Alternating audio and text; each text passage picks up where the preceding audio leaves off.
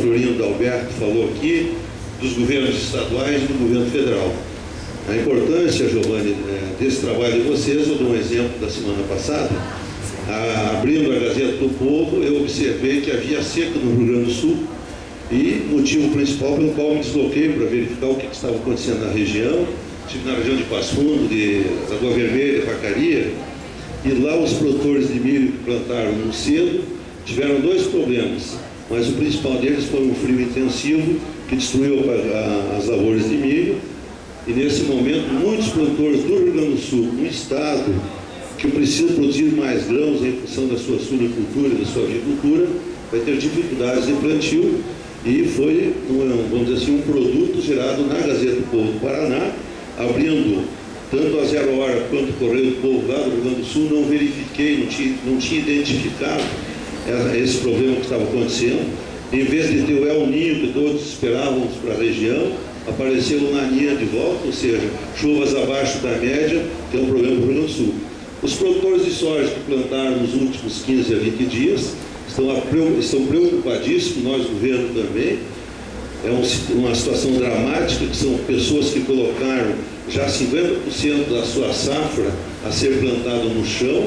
Não chovendo, teremos sérios problemas também para a cultura da soja. Então, é um efeito derivado das informações da Gazeta do Povo e que eu pessoalmente tive que observar. Quero cumprimentar também o secretário de Agricultura, o Antônio Flávio, secretário aqui do Estado de Goiás.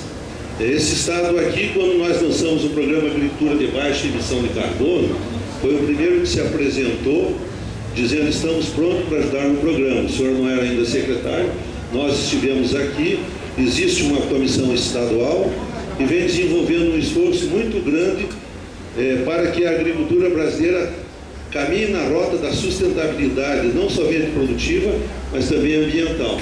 Então, o programa ABC é um programa importante. Esse ano nós colocamos 3 bilhões de reais no crédito, com taxas de juros favorecido. Eu espero que o governo federal continue reduzindo as taxas de juros para os produtores que utilizarem tecnologia, que utilizarem planejamento agropecuário e principalmente que caminhem na rota de também fazer a recuperação dos passivos, que eu chamaria de passivos, questão tanto de reserva legal quanto das áreas de APP, que saiu desse nosso novo Código Florestal, que eu acho que a maior notícia para nós da agricultura foi definitivamente encerrar essa discussão do Código Florestal e agora, secretário, arregaçarmos as mangas para introduzirmos o CAR e o Programa de Regularização Ambiental, porque é esses que vão tirar nos próximos 20 anos o peso que pesa sobre a agricultura brasileira. Eu queria então completar novamente o Florindo, desses nossos mais de 30 anos de convivência, da Sociedade Brasileira de Economia e Sociologia Rural, foi onde mais tive o prazer de convivência anual, e depois no governo do Estado, quando eu trabalhava na Secretaria de Agricultura, Departamento de Economia, e mesmo como pesquisador da Embrapa, tivemos muitas oportunidades de desenvolvermos ação junto. Meus parabéns por estar aqui e pelo apoio que você vem dando a esse trabalho coordenado pelo Giovanni. Quero cumprimentar então o presidente ausente, José Mário, eu não vou errar, senão ele também vai me chamar a atenção depois, o pessoal da assessoria dele. Então, em nome dele, eu cumprimento todo o setor produtivo aqui presente, dizendo o seguinte: o Ministério da Agricultura tem um prazer muito grande de estar aqui. Eu vou citar alguns exemplos, só para não passar aqui dizendo, passou rapidinho, deu um recado ao ministro que está apoiando, que gostaria de ampliar os espaços, e mostrar algumas questões simples para o conhecimento de nós. Hoje, a agricultura brasileira, ela produz, nós ultrapassamos 160 milhões de toneladas de grãos, mas nós sempre temos o hábito de falar que os grãos fosse o grande indicador. Bom, se você somar agora com toda a área de agroenergia, açúcar e etanol, por exemplo, se somarmos café, se somarmos a produção de leite, o Brasil é o primeiro exportador de carne bovina do mundo, e quando você olhar na tabela das exportações nacionais, Giovanni, você vai notar um dado interessante. O Brasil hoje exporta para quase 200 países do mundo.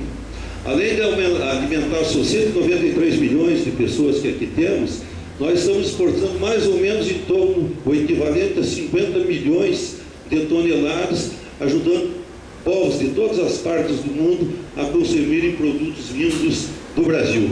um país que não tem problema nenhum com relação, por exemplo, a carnes. Há quanto tempo não se houve nenhum evento negativo com relação à produção brasileira?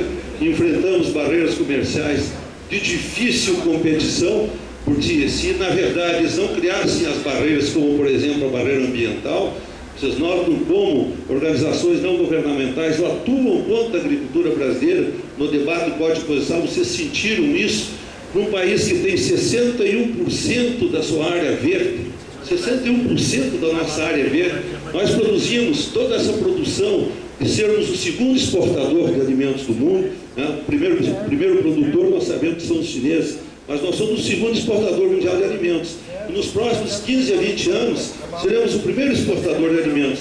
E temos 4 fatores que são fundamentais para se produzir. Temos espaço em área, apesar de termos que recuperar aproximadamente 25 milhões de hectares entre reserva legal e APP, essa é a área dos próximos 20 anos, ou seja, nós temos que recuperar do passivo mais de 1 milhão de hectares por ano, enquanto a nossa área produtiva cresce em torno aí de 600, 700 mil hectares por ano. Então nós temos que ver que aqui nós temos um ponto de inflexão, temos que ter muito cuidado no ajuste fino da formulação da nossa política agrícola, para que continuemos a crescer por produtividade. Se você pegar os últimos 20 anos, vou pegar mais um período maior, já com o Florindo daqui, Florindo, pegar 1960 a 2010. Então, Florindo, nesse período, enquanto nós aumentamos a área de produção em 124%, a produção brasileira aumentou 830%. Então, nós temos um crescimento da produção agrícola de grãos, no caso que eu estou falando agora, no Brasil, muito maior em termos de ganhos de produtividade. A pecuária de corte, normalmente acusada como um dos vilões vamos dizer, do meio ambiente brasileiro, é uma pecuária que cresce, segundo os dados do colega da Embrapa, o Marta, ele cresce a taxa média de 7% ao ano, porque ele pegou produtividade efetiva, não produtividade em número de cabeças por hectare, que é até um pouco ridículo. O animal, você conduz ele, ao invés de produzir com 48 meses, nós estamos produzindo hoje com 24 a 36 meses, a maior parte com 28 meses. Além disso, ele tem ganho de peso por unidade diária, e que fez com que nós chegássemos a um rebanho, por exemplo, de 204 milhões de cabeças. Então, essa pecuária, que vem cedendo lugar para a área de produção de grãos e etc., então essa pecuária que está saindo está sendo intensivamente crescendo dentro do nosso país, e há um grande espaço de crescimento em termos de ganho de produtividade, e é onde nós vamos utilizar essas áreas para a recuperação do nosso passivo ambiental. Então, falando disso, eu volto novamente a uma grande preocupação que temos no Ministério, com o cadastro ambiental rural e com o OPRA. Nós esperamos, o governo espera que os estados acompanhem diretamente, formule a sua política de sustentabilidade dentro do seu estado. Não esperar somente que seja formulada política em Brasília, mas que tanto os governos estaduais quanto os deputados federais acompanhem esse processo, porque é um processo que no regulamento a gente tem que ter muita atenção nesse ajuste fino do futuro. O programa ABC é outra preocupação que eu já falei. Esperamos que o Brasil assuma um pouco mais forte essa preocupação de ampliarmos as áreas de plantio direto, de ampliarmos as áreas de fixação biológica de nitrogênio, de aumentarmos as áreas que temos de florestas plantadas e assim sucessivamente.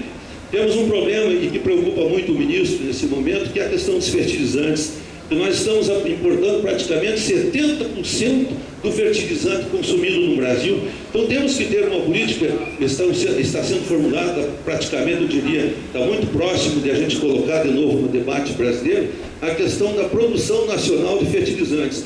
Mesmo com a introdução da Petrobras nesse setor, mesmo com a introdução da Vale do Rio Doce nesse setor, ainda nós importamos muito, quase 30 milhões de toneladas. Então a nossa preocupação está também centrada nessa questão dos fertilizantes, e para não deixar o Giovanni sem preocupação com relação à infraestrutura, dizer que nesse momento, todos os esforços que é possível ser feito dentro do programa de aceleração do crescimento do PAC, estamos lá fazendo região por região, trecho por trecho, para que o país venha realmente a ter armazéns armazém suficiente nas regiões que precisam de armazém, infraestrutura de rodovias, de ferrovias, e também não adianta nós termos só uma ferrovia e só uma hidrovia, porque daí os preços ficam no preço da rodovia. Isso significa que nós estamos pensando que lá na frente, que nós estamos introduzindo uma ferrovia que ali vai ter uma competição. Não, eles vão funcionar tipo um esquema de oligopólio, eles cobram praticamente o mesmo preço, com diferença de tempos nesse trânsito. Então nós estamos atentos nessa área de infraestrutura, Giovanni, mas é um problema complexo. Eu te dou um exemplo simples que eu vi essa semana. Se você mora em Curitiba, Giovanni, você desce para a praia, você paga quanto de pedágio? Para ir de volta R$25, tá certo? Se você, isso eu estou falando uma distância de 100 quilômetros. Quando você pega o frete, os pedágios de Curitiba a São Paulo, que são 400 quilômetros, tu gasta R$10 para ir e 10 para voltar. Ou seja, é mais barato você viajar nos fretes, pagando pedágio no trecho da 116 Curitiba a São Paulo, e dali de Curitiba ao Porto Paranaguá. Então, porque houve contratos que efetivamente acabaram afetando profundamente a infraestrutura, ou seja, tu gasta tanto de combustível quanto de pedágio numa pequena rodovia.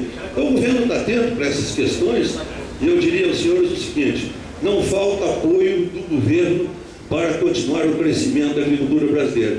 Eu falei que nós temos terra, mas nós temos água. Eu vi que no programa do secretário da Agricultura de Goiás a irrigação faz parte da sua estratégia, também faz parte da estratégia do Rio Grande do Sul, e nós, no Ministério, estamos assumindo novamente um esforço muito grande para atuarmos nessa área de irrigação. Não existe agricultura sem água. Então esse é o segundo ponto importante. O Brasil é um dos países que tem o maior volume de água doce do mundo. Temos uma área que normalmente passa despercebido, que é a questão da pesquisa. Nós temos um país tropical, temos pesquisa hoje, mas entre as competitivas no mundo, a pesquisa brasileira, não somente a pesquisa da Embrapa, que temos o Centro de Arroz e Feijão aqui, mas também as pesquisas como, por exemplo, do IAPAR, o Instituto Agronômico de Campinas, da IPAGRE de Santa Catarina, e assim sucessivamente para o Brasil todo, das universidades, que normalmente as pessoas esquecem. Então temos esse terceiro fator. O quarto fator, que é o humano, que são as pessoas, muitos de vocês que estão aqui presentes, Paulo, simplesmente você observar, o agricultor brasileiro é muito competitivo. Se ele não fosse competitivo, gente, nós não seríamos a segunda agricultura exportadora no mundo. Nós não seríamos um país que se orgulha em qualquer fórum internacional. Aí dizem o inverso do que nós falamos, nós utilizamos muito agrotóxicos. Só esquece que eles comparam o agrotóxico do país temperado com um país tropical. Essa competitividade, seja de insetos, seja de fungos, seja de pragas de forma geral, ela não é parelha quando você compara com o clima que tu tem na Europa, no Canadá, nos Estados Unidos, com a nossa região, no Centro-Oeste, que é o futuro desse país, inclusive. Também temos um quinto elemento que passa despercebido, normalmente por todos, que é a parte da iniciativa privada brasileira. Ela é muito competente. O setor industrial brasileiro processa e exporta volumes crescentes de produção com alta competitividade. E quando você olha, Giovanni, por exemplo, a China estava com 60% da população no campo. Em 2030, eles vão baixar. Em 2020, eles vão vir para 40% da população no campo. Em 2025, eles vão vir para 20%. Em 2030, então, vão deixar no campo somente 15% da sua população. Então, aí você nota que eles fizeram uma opção industrial, que é mais ou menos o modelo brasileiro. Nós temos hoje 14,5% da nossa população que está no campo, são os que formam 5.175.000 estabelecimentos, segundo os dados do censo do IBGE de 2006.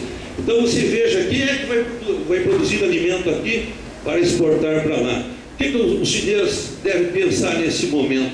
Evidentemente que eles não podem mais produzir grãos, eles vão produzir produtos de valor agregado. Então eles vão buscar o que? Farelo de soja, vão buscar farelo de milho, enfim, vão buscar o que nós produzimos aqui, porque temos um pouco mais de área. Se tivermos competência, poderemos então fornecer para aquele 1,3 bilhões de pessoas que moram na China. Mas não podemos deixar também, como você falou, Giovanni, temos que dar de olho na Índia, porque aproxima de 1 bilhão de pessoas lá. Enfim, o nosso futuro não será o futuro que temos hoje, que a União Europeia é o nosso grande comprador, os americanos. Nosso futuro está na Ásia. É para lá que eu acho que a agricultura brasileira deve estar voltada com os seus olhos. Então, para encerrar, que já enchi o saco de todo mundo aqui, quero agradecer a oportunidade em nome